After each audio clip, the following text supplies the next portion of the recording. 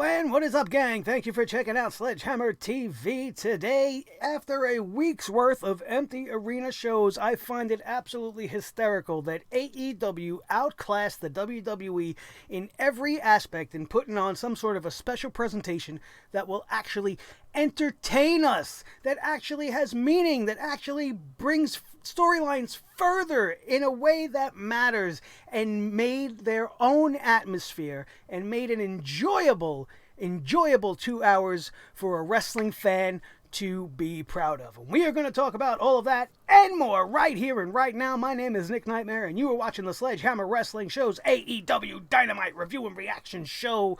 Let's do it.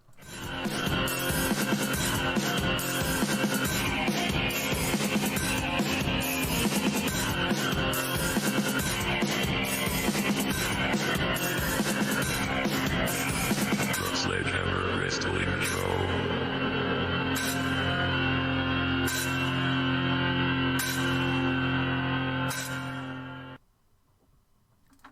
It's just crazy to me how a tiny little upstart wrestling company that the WWE doesn't even see as a viable threat did more to bring you entertainment than the big bad conglomerate that used to be a wrestling company that touts the fact that they're an entertainment company. This is a company that's dropped the F out. Remember when we had to get the F out, which actually meant get the wrestling out, and they made this a wrestling entertainment company, and they struggle to find a way to make their shows entertaining. They repeat the Royal Rumble for 2 hours of a Monday Night Raw. They repeat the Elimination Chamber for Friday Night SmackDown.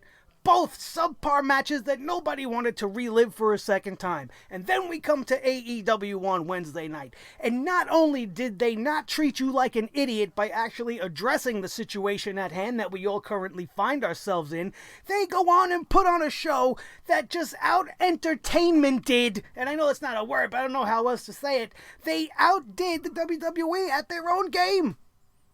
It's unbelievable to me. And I find great pleasure in it. And I am absolutely proud of AEW in the way they handled it, the way they booked the show, the way they presented the show. And it was just a fun 2 hours, which is what everybody needed. We needed to step away and not be, bogged down with all of this real world stuff. And Cody and the gang down there at AEW, they definitely delivered big time. This was an epic show. This show was fantastic. We had 2 debuts on this one show in front of 0 fans. And therein lies the only thing really wrong with this episode of Dynamite. I cannot tell you how my heart hurt when the reveal of the Exhalted One took place. You guys need to understand that AEW was scheduled to come from Rochester, New York, which is actually the hometown of Brodie Lee, who kind of shocked the world by revealing himself as the Exalted One. I was one of many that said that he might possibly be the Exalted One in this scenario. I really thought it was going to be Christopher Daniels and that they were going to double swerve us all the way down to the end, but the way it turned out was infinitely better. And you take a look at what Brodie Lee did when he came out in that promo where he took a sharp right hook right into the jaw of Vince McMahon when he said to Christopher Daniels, "You're not the first out of touch, old man, to not believe in me, but you will certainly be the last." Shots fired from Luke Harper, and after you see the promo that he put forth tonight, it's hard for you as a wrestling fan to understand how Vince McMahon, the maniacal, stupid ass he is, didn't see something in Luke Harper. You know what I see in Brodie Lee now? I see elements of Bray Wyatt. I see elements of Matt Hardy. And I see a guy that has learned from some of the greatest in the business and has transformed his character into something that is going to take him to the next level.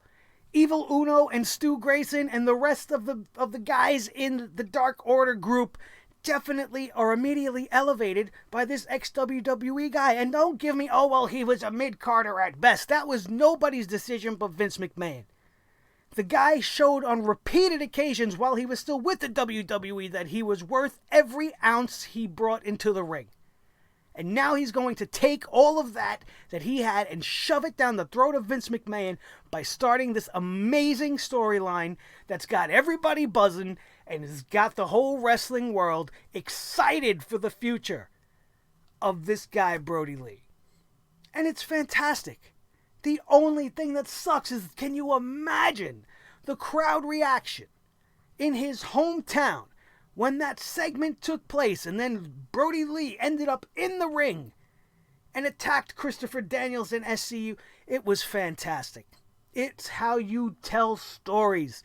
It's the way to debut a new and up-and-coming talent to your roster. And it was just so good. It was so good. Just as good as the surprise arrival of Vanguard 1, who floated his way into the arena on Impact to show the entire world that broken Matt Hardy, Damascus himself, is now part of the AEW roster. He got rid of his little white streak. He's got a big red streak in his head now, but All Elite Wrestling is now fully broken, and the All Delete Wrestling era is in full effect, and it's going to be fantastic. I really, really appreciate the fact that they didn't take the lazy way out and bring Matt Hardy in as the Exalted One, as so many of us really assumed they were going to do. There were so many teases, and even Evil Uno on social media was constantly pointing the arrow somewhat towards Matt Hardy, only for us to be swerved in the end. And Matt Hardy debuted the same night as the Exalted One, but is not the Exalted One. This is just weeks after we seen Matt Hardy embarrassed by the WWE and what they did to him on his way out. Just a little while ago, I was listening to Talk is Jericho with Matt Hardy, and he outlined that he tried with all of his might to pitch ideas to Vince McMahon, but the man just wouldn't bite. Probably because Matt Hardy was in his 40s, and Vince McMahon hates everybody old if he didn't like you. Matt Hardy was never the main draw. He loves Jeff Hardy, loves him to death. But for some reason, Matt Hardy gets the short end of the stick. Why is it not okay for Matt Hardy to get a big push, but you got Goldberg walking around as the Universal Championship? As Universal Champion, rather. Ridiculous. So now he finds himself in a place where his creativity will not be stifled. He's going to join forces with the Elite for blood and guts as they take on Chris Jericho and the Inner Circle. When Matt Hardy showed up, he didn't have to say a word. He was up in the rafters, and the looks on the faces of Chris Jericho and the Inner Circle sold the whole thing. Everybody was on their game when it came to the most important moments of this night. And there were no bigger moments than these two. But once again, you cannot help but feel bad for Matt Hardy. Can you imagine how that place would have shook to the ground as soon as that Vanguard 1 entered the arena and that music started playing and Matt would have been in the crowd and the place would have been electric as AEW went off the air. But unfortunately, we had no fans. But that does not mean AEW Dynamite had no atmosphere. You want to talk about some of the other things they did right? Just take a look at the simple fact that instead of having just nothing but empty seats around, they had talent in the crowd, having fun, doing entertaining things. MJF and Shawn Spears were taking bets. They were trying to bring Tony Schiavone in on the action. It was great. You had guys like Colt Cabana on the outside, and I'm not really a big Colt Cabana guy. I think he looks and acts like a 45-year-old, 4-year-old. But, everybody has their things. That's not really my taste. He's probably really good in the ring. I don't know much about Colt Cabana, except that he was CM Punk's best friend. But I did like what we seen from him tonight. He wasn't just out there enjoying the show and catcalling the wrestlers and providing a small amount of atmosphere, but he actually started a program with Kip Sabian. They did something important by having Colt Cabana in the audience. It wasn't just to do it to just do it. Everything they did had meaning. Jake Roberts and Lance Archer were watching from the arena as well. They were in the crowd, they were watching some of the matches, and then they got some mic time where Jake Roberts dropped another fire promo telling Cody, listen, we came out, we told you what the deal was, and we're sitting here waiting for you, and we don't like waiting. You got us sitting here waiting for a response, and that's not right. He's a Hall of Famer, damn it, and he demands respect, and he keeps getting ignored by Cody Rhodes, and maybe now it's time for the Murder Hawk and the Snake to hunt Great Caesar, as Jake Roberts likes to call Cody Rhodes. Caesar Almighty. Who delivers a better promo than Jake the Snake Roberts? The guy's voice don't even work correctly, and he still out-promos almost everybody in the business. Fantastic. Once again, not just out there providing claps and cheers and some sort of an atmosphere, but something with purpose. Talking more about Lance Archer, they filmed a great promo. They filmed a great vignette where they had Lance Archer apparently on his own compound somewhere, and he's got a ring set up that says everybody dies in the middle of the ring, where he has a bunch of guys in a circle, all just, I forgot the name of the drill. There's a drill that we do in wrestling practice where there's the one guy in the ring and then everybody just goes and takes a shot at him, one guy after the other, and this is what we were seeing. But we were seeing the Murder Hawk murder these guys. And it was done almost in like a Matt Hardy vignette sort of style. Those promos he used to do from the Hardy compound and things of that nature. It had that kind of an element to it. So it was different. It wasn't just watching him cut promos in the arena. It's giving us a little bit more of a deep dive into the character of Lance Archer. And it was a fantastic thing that they produced. It was absolutely great. This show, up and down, delivered 100%. It was on fire. The biggest mistakes. The biggest and only mistakes. Mostly being no crowd reaction to some of the greatest stuff they have done since they have tightened the ship. They got rid of the Nightmare Collective. They kind of got their storylines all singular, going down in one singular path. And everything's starting to come together. And even though there were no fans, and even though there was no real atmosphere that we're used to, this show was great. Cody Rhodes kicked it off, talking about the state of everything, talking about how the Elite needed to come together. Hangman Page came out and seemingly gave the nod of approval. Yeah, you know what? I'm with the Elite. We're going to go do this. Then they started AEW Dynamite, and we had a couple of really entertaining matches. And like I said, thanks to the few fans and staff or whoever it is that they peppered around the ring, you heard people reacting. It might have only been 2 or 3 people or 10 people, whatever the count was. But hearing people react to moves, hearing people chant for their particular friend in the match, it definitely lent so much more than the stale, boring, silent programs that the WWE are putting on.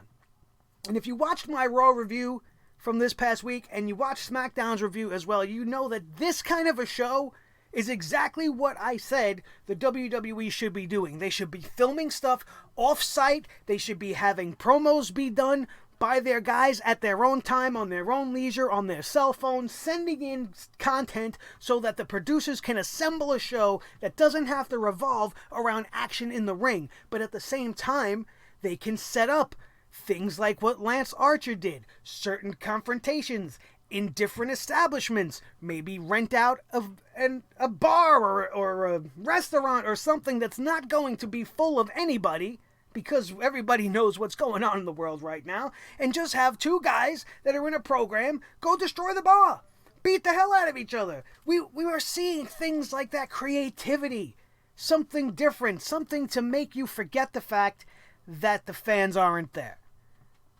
This was a fantastic show. I don't know how many times I could tell you that from start to finish. However, we all know that there is always somewhere we could bring down the poop hammer. And on this night, we are going to bring down the poop hammer not just on the outbreak that has caused this weird dysfunction in the world of professional wrestling, but we are also going to bring the hammer down on Luchasaurus and the Jurassic Express beating the Butcher and the Blade. Now, I know on this night it seems as if there's some sort of a storyline starting to develop between MJF and the Butcher and the Blade, who is the guy that brought this tag team into AEW as a countermeasure to his fighting with Cody Rhodes. But there seemed to be some dissension there. MJF seemingly the cause of the reason why the Butcher and the Blade lost this matchup. And I just feel like they were so good. They got such a great song. They got a great look, and they need to be built up a little bit better. They've almost done nothing but lose. They've done nothing but lose. And this is a team that, much like the Viking Raider, Warrior Raider Raiders, and the Authors of Pain, have tremendous potential and can go really far, but can definitely be booked better. The Jon Moxley promo, it was okay. I like the fact that he's still driving around in Jericho's car, but this was just something that they did to have him on the show. It didn't say much. It didn't really mean all that much, but Moxley, I guess his best promo since being on the show. I like how they filmed it somewhere else. They did something different. It wasn't just based on the arena, and that is something that we used to have in wrestling all the time. It's something that's been missing from wrestling. The whole entire show doesn't need to take place in the arena as it is. So by them accentuating the positives and using these type of segments and limiting the negatives, which is only seeing a limited amount of stuff with the lack of crowd, they did the show a whole lot of justice. Everything that was done on this night was done to promote everything that is coming up. We are unsure at this very moment if we're even going to get AEW Dynamite next week, but they are promoting stuff for when they do come back, and whether it's next week or in 2 weeks or however they plan it out, they have a lumberjack match being set up, which I don't understand why you would do that. I mean, we're trying to limit contact, and we're trying to limit people being in big, gigantic groups and stuff like that. Having a lumberjack match at this stage with everything going on might be a little bit irresponsible, but they are still booking things for future events. We know we have Blood and Guts still coming, and the ante has been raised tremendously by the addition of Matt Hardy substituting in for an injured Nick Jackson. Now you have Matt Hardy and Matt Jackson on the same team, the two Matts. It's going to be great. It's going to be great. I just feel so bad that all of this stuff... Now, we don't even know if this is the type of show we would have had things gone on as planned. I'm almost positive Brodie Lee would have still debuted, Matt Hardy would have still showed up, but the rest of the show could have definitely turned out differently. I also liked Brandi Rhodes taking the duties of ring announcer. It brought me back to when she used to do it back for the WWE. Eden Styles. Remember that? She's actually pretty good at that job. It doesn't hurt that I get to see her because she's a beautiful lady, and it helps as long as she's not being that crazy Stephanie McMahon wannabe character that she was trying to pull off. But Dynamite is definitely worth checking out. If you missed it, go back and watch it. It's going to be a quick 2 hours, and it's going to entertain the hell out of you. These guys did a great job. Some of the other things that happened on this night. Let's see. What else do we got here? We talked about the Lucha Brothers defeating the Best Friends. Did I say the Lucha Brothers and the Butcher and the Blade before? I was incorrect. We will correct that in a second. But the Lucha Brothers defeated the Best Friends in a pretty decent tag team matchup. Hikaru Shida defeated Rio, Chris Statlander, and Penelope Ford. Let me tell you something. Penelope Ford is a beautiful young lady. She definitely is also very talented in the ring, and I don't know why they don't put her in a little bit more. It's great that she's a manager for Kip Sabian, and Kip Sabian did get involved in this matchup, prompting Colt Cabana to do what he did to him as well. But seeing what she had to offer in this matchup, I think Penelope Ford should be one of the bigger names in the women's division. And the victory going to Hikaru Shida, who now pretty much, according to JR and the rest of the staff, has the advantage in the standings. She's probably the number one contender to Nyla Rose's championship, and I don't want to see Nyla Rose versus more, Goji wrestlers. I want to see them move away from that. More Chris Statlanders, more Penelope Fords, more different stuff. I'm tired of seeing the same stuff over and over again. So I was kind of pulling for Penelope Ford to win her first matchup here, especially in a fatal four-way scenario, but it didn't happen. It seems like they're still sticking with Shida, and I don't really have a problem with that. If you've seen my AEW reviews before, you know I'm a big fan of Hikaru Shida. I prefer her over the other Goji wrestlers that are there. like Rio and whatever the other name was. I forget. The Freddie Mercury girl. I don't care too much about that. But there's potential here. And I feel like she should be pushed to the moon. She was great. And she would definitely be better worth some TV time. I want to see more girls like Penelope. I want to see more girls like Bea Priestley, Chris Statlander, Big Swole. I want to see more girls like that. I don't want to just keep seeing the same shit over and over. Tony Schiavone's interview with Colt Cabana after the match. Colt Cabana put over Penelope Ford, but said she would better off without her scheming little snot-nosed boyfriend on the outside. Sabian took exception to this. They slapped each other in the face, and then Cabana pie-faced him. And that's it. Now we're going to have Colt Cabana versus Kip Sabian, but there's something to it. It's not just randomly put together. There was an encounter that happened that sparked the whole thing, and that's how you're supposed to book pro wrestling. The Jon Moxley pre-tape interview from earlier in the day, Moxley said he's never been medically cleared to wrestle and he goes where he wants when he wants. He said there are enough problems in the world right now. AEW doesn't need him punching any cops tonight, so he's going to go for a drive and clear his head in Chris Jericho's beautiful blue Lamborghini car or whatever the fuck car it was, I don't know. But Moxley also promised to be just around the corner wherever the inner circle goes, and he's not going to miss the party at Blood and Guts for anything. Luchasaurus and Jungle Boy defeated the Butcher and the Blade.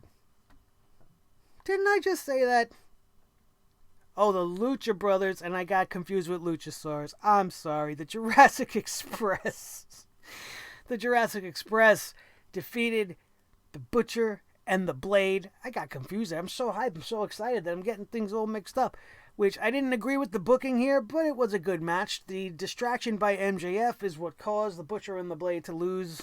So in the end, there's, it's not like they just lost clean. There was some sort of shenanigans at the end, which I guess will lead to something between them. Hopefully, maybe they move away from MJF. Maybe they become a babyface tag team. We got plenty of heel tag teams roaming around. They got nobody to fight. So maybe this is something that they could do. There's no reason why they can look the way they do and not be good guys, or at least in-betweeners, and maybe just like have an Austin frame of mind and just screw everybody. We're going to fight anybody, and that's going to be it. The reveal of the Exalted One, as we already talked about at the very beginning of the show, was fantastic. Evil Uno and Stu Grayson came out. They were talking shit about the arrival of the Exalted One. Christopher Daniels and Frankie Kazarian called them on their bullshit and said, there is no Exalted One. It's just you two clowns, so stop with this charade. He was then interrupted by a video promo with some very unique and interesting lighting and a figure that stood in a hooded robe that was all white and had these little black designs on it that actually, just by looking at it, before you started to listen to the voice that was speaking, you could have automatically assumed it was a new version of Matt's broken character. Thankfully for all of us, it was not. And it was Brodie Lee. The new credo of the Dark Order is they go where they want, when they want. He said Daniels needs to shut up. Daniels isn't the first out-of-touch old man to underestimate him, but he will be the last. He will formally introduce himself. His name is Brodie Lee. The lights then went out in the arena. They came back on, and Lee hit Daniels with a big boot. And then, one of the most telling things to me was his little tribute to his old boss, Bray Wyatt. Brodie Lee set up Christopher Daniels for the Sister Abigail, and then pulled the trigger on it as if he was going to execute it, but then turned around and gave him a discus lariat instead of a neck breaker. Excellent. Everything about it, excellent. An homage to his former leader. He has learned from, he's going to borrow elements of, and I'm sure Bray Wyatt loves every minute of it. The Dark Order then posed. Brodie Lee left with his group following as Kazarian went to help his fallen angel brother. Fantastic stuff. I cannot stress that enough. Very, very enjoyable. Schiavone interviewed Jake Roberts and Lance Archer. We talked about that already. There's not any reason to go over that again.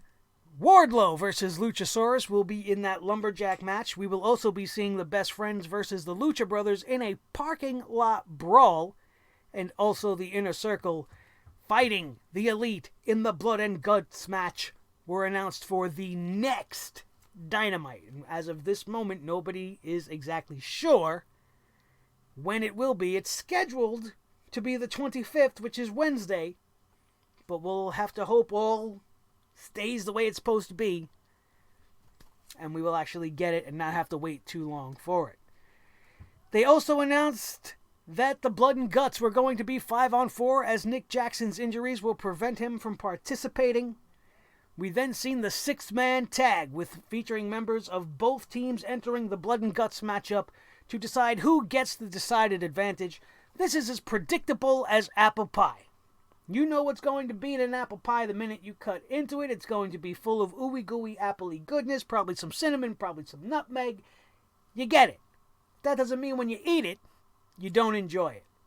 And this match was similar to that apple pie analogy in the fact that you know the heels are going to win, because a War Games match, a Blood and Guts match, it lends itself to the heel. The protagonist is not going to start the match. You're not going to give the good guys the advantage at the end of every 5-minute period. It's just more compelling. It's the way to tell this matchup, and it's almost unnecessary to even have the match. Really. At some point, you could just do a coin toss and then just say, yeah, the heels win, because that's what's going to happen 9 out of 10 times when you're setting up a match such as War Games or Blood and Guts, whatever you want to call it.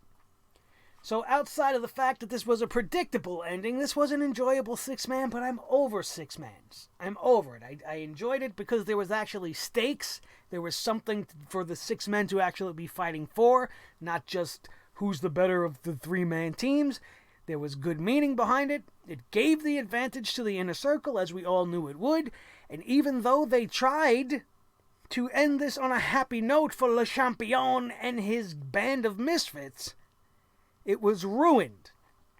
Absolutely ruined by the appearance of Vanguard 1, the camera panning to the second deck of the arena, revealing a new and improved Broken Matt Hardy.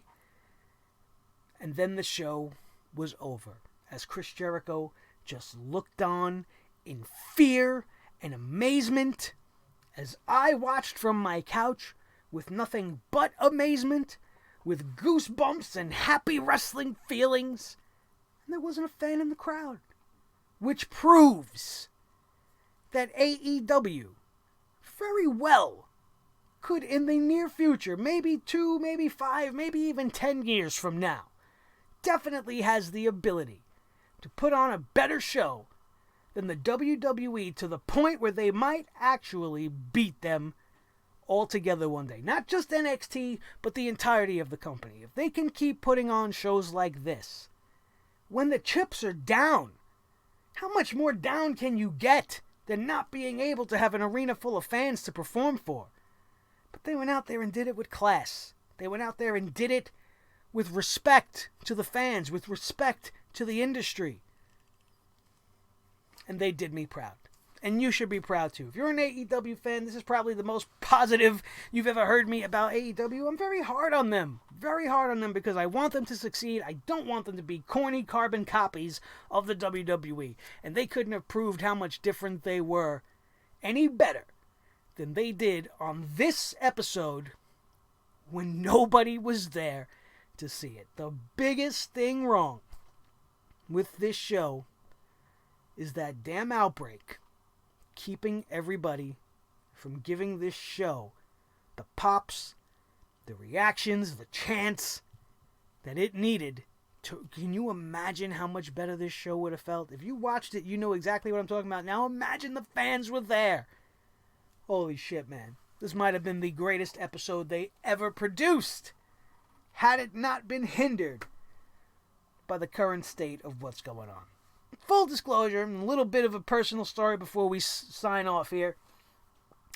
This week has been absolutely crazy. I work in retail, and I want to apologize to you guys for being so late this week. You know, oftentimes I don't get the AEW review up on Wednesday night.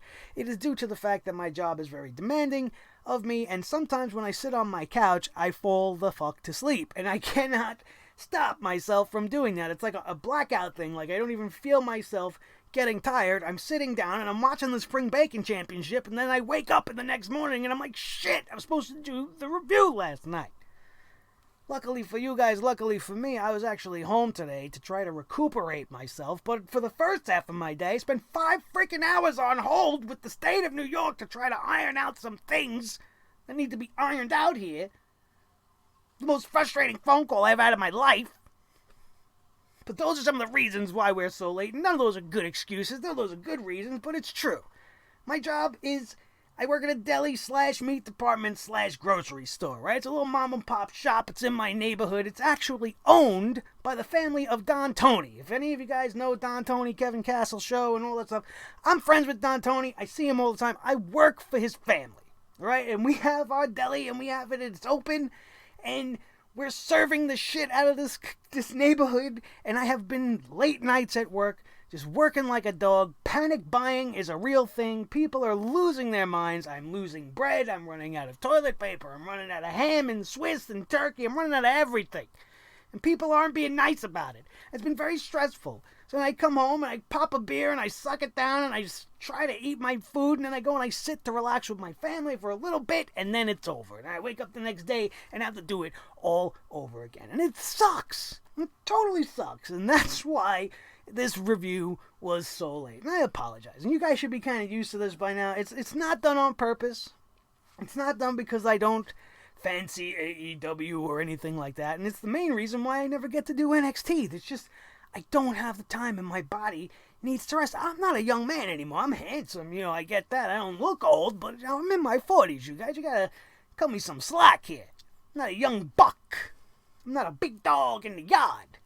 Just an old man that loves wrestling and loves my wrestling channel. And I love my sledgeheads. And I want to thank you guys for being with me, being understanding, and always showing support whenever I drop a video. And do not forget to be here later tonight when we bring the hammer down on SmackDown, because it's an inevitability that I'm going to hate this show from start to finish, since we got the news earlier today that Gronk is part of the WWE now. He's going to be the host of a two-night WrestleMania bullshit extravaganza. Almost said SummerSlam, I don't know why. Anyway, I'm not looking forward to SmackDown. Neither should you. You would have a much better night. If you missed AEW, go watch it. If you've seen it, go watch it again. Guarantee you they're going to show some replay of some match that none of us want to watch again. So, spend your time watching AEW. I haven't even watched the NXT show, and I'm not going to, because I heard it's a non-show. Heard it's just everybody showing up talking, and I'm not going to sit here and review that. That certainly is not what I was looking forward to. I thought maybe they would do something, but everybody's hands are tied. The world is freaking out. The outbreak is taking over and it's affecting everything.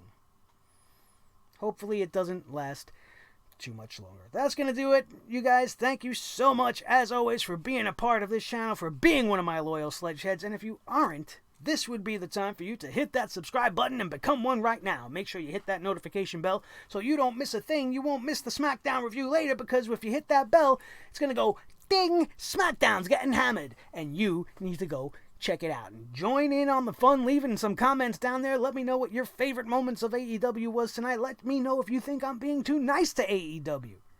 I want to know everybody's feelings and everybody's of feelings. Oh, geez, how Italian was I there? But I want you guys to let me know how you felt, even if there was some stuff you didn't like. Did I not drop the poop hammer on something that you thought I would? Let me know.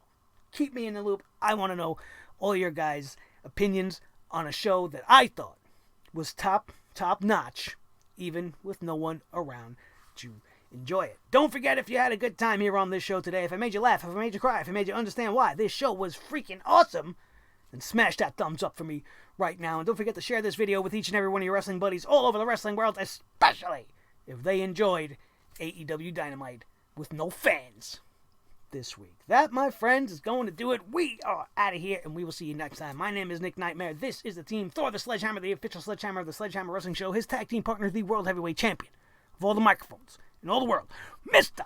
Blue the Snowball. That, as I said, is going to do it. We are out of here, and we will see you next time right here on your new favorite wrestling show, the Sledgehammer Wrestling Show, only on Sledgehammer TV, right here on YouTube.com, and we will see you later on tonight.